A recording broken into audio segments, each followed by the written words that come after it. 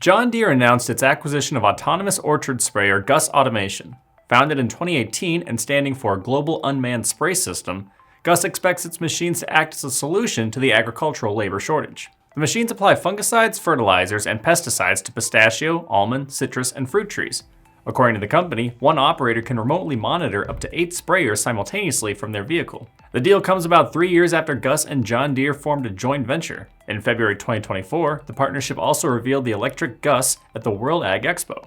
The machine can reportedly operate for 10 to 12 hours while spraying at full capacity and features a weed detection system that identifies chlorophyll and sprays only where it finds weeds. Electrek reported that John Deere dealers will continue to sell and service the sprayers.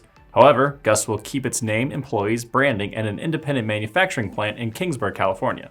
The sprayers already feature John Deere engines. The company's other models include the GUSS, Mini GUSS, and Herbicide GUSS, which measure up to 24 feet long, more than 6 feet tall, and over 8 feet wide.